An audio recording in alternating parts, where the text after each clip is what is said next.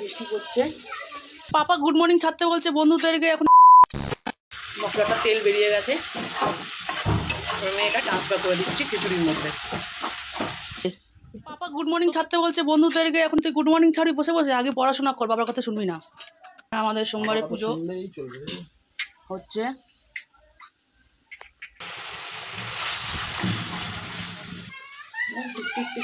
বৃষ্টি করছে।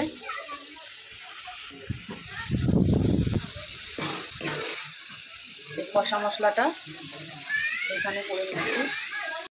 আর তোমরা আগের দিনই দেখেছিলে যে এই মশলা পেঁয়াজ রসুন আদাটা যেটা কষিয়ে নিয়েছিলাম মাংসের মতন করেই, সেটা আমরা দিয়েছি হচ্ছে কষানোর পর এই চাল আর ডালের মধ্যে। চাল ডালটা আগের দিয়ে সিদ্ধ করা রয়েছে, আর আমরা এরকম প্রসেসে খিচুড়িটা করি। করলে কি হয়, ইজি হয়, প্রসেসটা নিয়ে হয় না। এ মা, এই গরম মানুষ বলছে পাখা আসতে করবো না জোরে করবো? কি পাখা আসতে করবো না জোরে করবো? আস্তে করে দেবো? তাহলে কি বন্ধ করে দেবো? আস্তে করে দেবো? বন্ধই করে দিই তাহলে। কি পাখা চালিয়ে দেবো? এই আস্তে করে দিচ্ছি, জানে আস্তে করে দিয়েছি, যা। এই যে আস্তে করে দিয়েছি, যা। এই যে আস্তে করে দিয়েছি, যা। কি হলো আবার?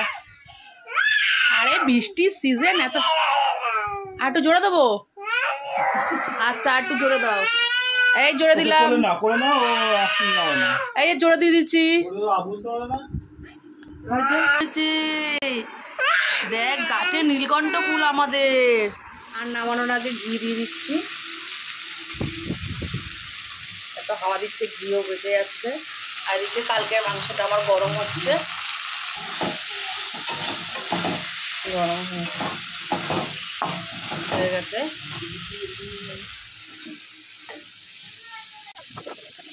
এটা আমার মনে হয় খিচুড়িটা অনেকটাই হয়ে গেছে। কেমন লাগবে কমেন্ট করবে।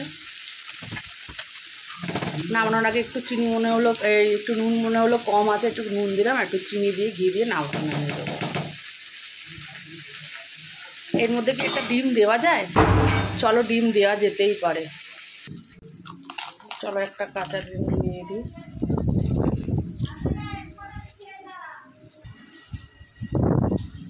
এবার নাড়িয়ে দিচ্ছি।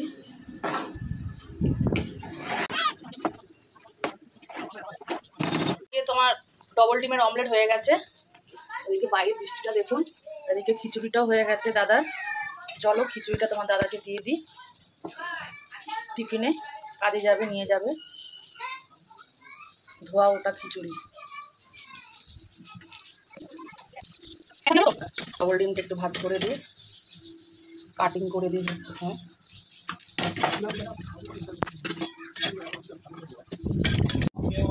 চলো ডিমটা ভেজে নিই।